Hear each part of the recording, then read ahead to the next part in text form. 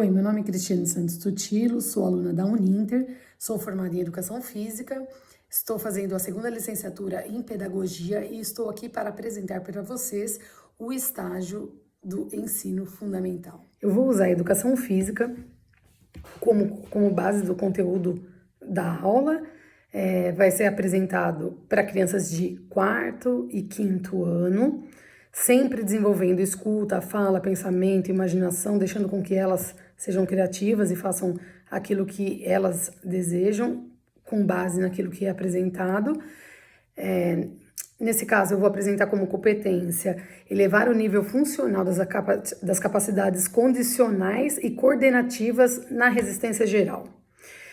Velocidade de reação simples, complexa, execução de ações motoras básicas, deslocamento, flexibilidade, participar com empenho no aperfeiçoamento, né, dessas habilidades nos diferentes tipos de atividades, procurando realizar sempre ações adequadas, correção e oportunidades, fazendo com que essas crianças possam participar em jogos ajustando a sua iniciativa própria, né, a iniciativa deles, e as qualidades motoras na prestação dessas oportunidades oferecidas pela situação de jogo, no caso, e ao objetivo. O objetivo desse trabalho é trabalhar a coordenação, a concentração, habilidades básicas, tornando esses alunos fisicamente ativos, através de movimentos, né, que requer resolução de problemas, equilíbrio, corridas, o andar, galopar, pular e usar outros métodos, né, para atingir essas metas através do condicionamento físico. Desenvolver o raciocínio delas, né, para instruir e demonstrar aos colegas da sala de aula, né, que esses jogos ou atividades de educação física são importantes também para a aprendizagem. A primeira atividade que vamos apresentar se chama Animais. Nós vamos utilizar um espaço, né, onde as crianças possam correr, né? E a primeira pergunta que vamos fazer é se eles sabem o quão rápido o ser humano pode correr. É a primeira pergunta que vamos fazer. Vamos deixar com que eles respondam, com que cada um expresse aquilo que tem em mente, né? E logo em seguida a gente vai apresentar para eles o guepardo, que é o animal que atinge uma velocidade muito alta. Na verdade, ele é o animal mais rápido do mundo. E nós vamos dizer a eles que eles não são capazes de correr tão veloz quanto esse animal, porque ele atinge realmente velocidades muito altas. Aí, depois que explicamos isso, sobre o guepardo, eles já falaram as opiniões deles e tudo, nós vamos apresentar uma foto de um animal e fazer com que eles corram pelo espaço tentando atingir a velocidade desse animal. Aí eu tô usando como exemplo aquilo que eu tenho aqui, né? Aí eu vou mostrar essa foto e eles vão ter que tentar atingir a velocidade do animalzinho que eu estou mostrando. Eles fazem essa corrida pelo espaço, né? Nós devemos explicar para eles que não é uma corrida de competição, é uma corrida para atingir a velocidade dos animais que estamos mostrando. Podemos mostrar também uma foto de um animal que seja voador, por exemplo. A águia. A águia, ela atinge uma grande velocidade voando. Para que fique divertido o jogo, eles podem fazer a corrida pelo espaço imitando uma águia. E assim, colocando diversos animais, podemos colocar o cachorro, o gato, podemos usar a tartaruga, podemos usar a raposa, qualquer animal, né, que eles possam ver a diferença entre a velocidade de um e de outro. A segunda atividade é a corrida de revezamento. Nós vamos começar explicando para os alunos, né, que eles serão divididos em grupos, né, e vai ser feito uma corrida de revezamento. O espaço será no muro, colocaremos lá, ou podemos fazer no quadro negro, ou podemos colocar cartolinas, materiais simples que eles possam estar escrevendo ali. Vamos colocar as adições, subtração, divisão, aquilo que o professor estiver trabalhando, no caso dessa fase da matemática, né? E os alunos vão se organizar em filas, né? Nós vamos determinar X grupos, eles vão organizar a fila, né? Para estar resolvendo esses problemas e lembrar eles sempre que eles não poderão ajudar uns aos outros. Aqueles que estão na fila não podem ajudar aquele que está resolvendo o problema. Aquele que vai até o local, faz a conta, volta, o próximo já sai, faz a próxima conta, e assim até que todos eles tenham feito. Quando todos tiverem resolvidos todos os problemas que estão ali no muro, naquela parte, o professor vai lá, vai dar uma olhada, tudo, e o grupo vai escolher uma pessoa para que resolva o problema errado. Vamos supor que o grupo foi e tem uma questão que não está correta. O grupo vai escolher uma das pessoas que estão ali, não precisa ser aquele que foi lá resolver o problema, pode ser um outro aluno. Eles vão escolher entre si esse que vai lá para corrigir essa soma ou essa subtração, e ele vai lá e corrige bonitinho e volta para o seu grupo. E assim vamos fazer com todos os grupos, né? O professor ele deve estar bem atento para ver se esses alunos estão respondendo corretamente, né? E lembrando que quando formarmos esses grupos e colocarmos eles em fila, é importante que colocarmos uma linha na frente desses grupos, e eles deverão estar atrás dessa linha, para não ter aquela conversa de que roubou, passou na frente, saiu primeiro. Não.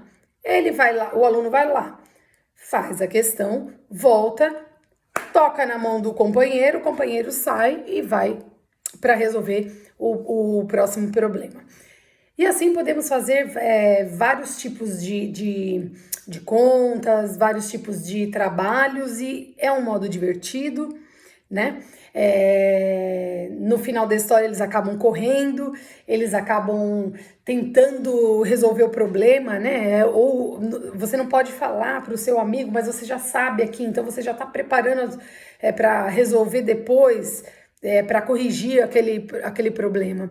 Lembrando que vence a equipe que conseguir corrigir, né? Que tiver primeiro, que acaba primeiro de deixar tudo completinho, tudo certinho, todas as contas. E assim o professor pode dar um ponto, ele pode criar outras coisas, assim, a equipe que a última equipe vai imitar um animal. A primeira pessoa que chegar vai ter direito de fazer 1 minuto de alguma atividade que goste, alguma coisa assim. Existem vários métodos que podem ser inseridos nesse caso, né?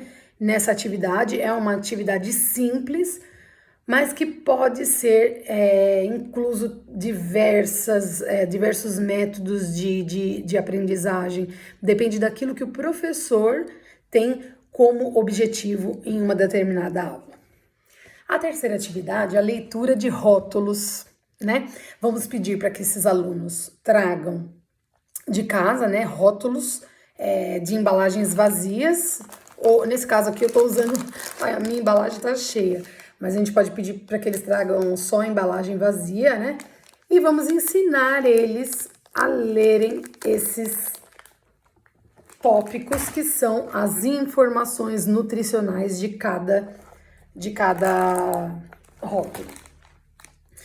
Primeiramente, nós vamos ajudar eles a lerem esses rótulos. Vamos encontrar as informações nesses rótulos e fazer com que eles entendam o que é a energia, as gorduras saturadas, carboidratos,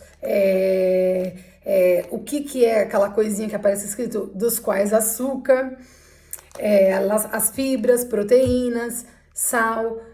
Vamos tentar fazer com que esses principais, né, as principais declarações nutricionais sejam lidas, né, de acordo com as gramas, porcentagem, fazendo um método geral para que os alunos saibam identificar isso. Depois que ensinarmos com que eles leiam esses rótulos, encontrem essas informações nutricionais, nós vamos dividir esses alunos em grupos, ou podemos fazer também individual, né? Nós podemos fazer essa atividade como um jogo. Nós podemos dividir em grupos, né, e colocarmos atrás de um obstáculo. Nós vamos colocar obstáculos, podem ser utilizados cordas, cones, aquilo que o professor tenha como material. Nós podemos fazer com que eles passem nesses obstáculos rolando, pulando, saltando, com uma perna só, saltando com duas pernas, imitando o animal, batendo palma, levantando e abaixando o braço. Depende da criatividade do professor.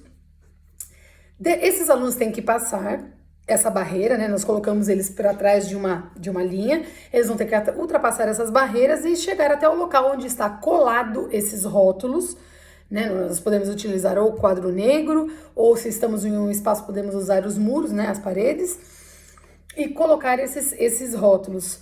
Eles devem passar pelos obstáculos, andarem lá e anotarem aquilo que o professor pediu. Um exemplo: eu estou aqui e peço para que os alunos eles devem encontrar naquele rótulo quantos carboidratos existem em 100 gramas do produto. Eles vão ter que ir até lá, se divertem porque eles correm, ultrapassam esses obstáculos, tudo.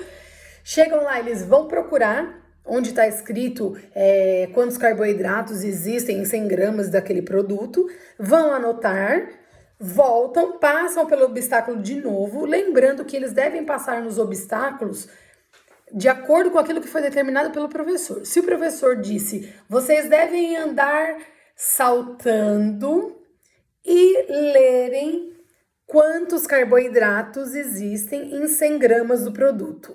Eles têm que pensar que eles têm que ir pulando, ultrapassar aqueles obstáculos, chegarem lá, resolver o problema e voltar saltando outra vez. Quando os alunos retornam, o professor corrige, né? Corrige ali na hora se está correto aquilo que eles olharam lá e anotaram na folha. E assim fará várias vezes. Uma hora o professor vai perguntar da proteína, outra hora ele pode perguntar do sal.